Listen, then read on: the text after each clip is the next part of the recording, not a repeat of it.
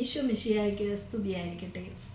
ജീവിത നവീകരണത്തിനും പശ്ചാത്താപത്തിനുമായി ഒരു നോമ്പുകാലം കൂടെ തിരുസഭ നമുക്ക് വേണ്ടി ഒരുക്കിയിരിക്കുകയാണല്ലോ. ഈ അവസരത്തിൽ നമ്മുടെ വിചിന്തനത്തിനായി വിശുദ്ധ മത്തായി എഴുതിയ സുവിശേഷം 7-ാം അധ്യായം 21 മുതൽ 27 വരെയുള്ള വാക്യങ്ങളെ നമുക്കൊന്ന് ദർശിക്കാം. 7-ാം അധ്യായം 21 ഇപ്രകാരം പറയുന്നു: കർത്താവേ കർത്താവേ എന്ന് എന്നെ വിളിച്ചപേക്ഷിക്കുന്നവനല്ല, എൻ്റെ സ്വർഗസ്ഥനായ പിതാവിൻ്റെ ഇഷ്ടം നിറവേറ്റുന്നവരാരോ അവർക്കാണ് സ്വർഗരാജ്യം ലഭിക്കുക എന്നത്. ഈ വചനത്തിൽ കർത്താവ് നമ്മെ ഓർമ്മിപ്പിക്കുന്നു ആരാണ് യഥാർത്ഥ ശിഷ്യനെന്ന്. ദൈവത്തിൻ്റെ നന്മയും കരുണയും മറ്റുള്ളവരിലേക്ക് പകർന്നു കൊടുക്കുന്നവരാരോ, ദൈവേഷ്ടം നിറവേറ്റുന്നവരാരോ അവരാണ് ദൈവത്തിൻ്റെ യഥാർത്ഥ ശിഷ്യനെന്ന് പറയുവാൻ സാധിക്കും. ഈ സന്ദേശം ക്രിസ്തുമസുമായി ഒന്ന് ബന്ധിപ്പിക്കുമ്പോൾ വളരെ മനോഹരമായി ചിന്തിക്കുവാൻ സാധിക്കും.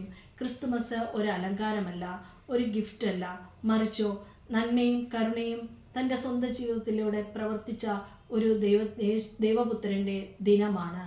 ആയതിനാൽ നമ്മുടെ ഹൃദയങ്ങളിലും ഈ വചനം പറയുന്നത് പോലെ, ദൈവത്തിൻ്റെ വചനങ്ങൾ നമ്മളെ ഓർമ്മിപ്പിക്കുന്നത് പോലെ മറ്റുള്ളവർക്ക് സ്നേഹം പകർന്നു കൊടുക്കുന്നവരായി, നന്മയും കരുണയുമുള്ളവരായി നമുക്ക് ജീവിക്കാം.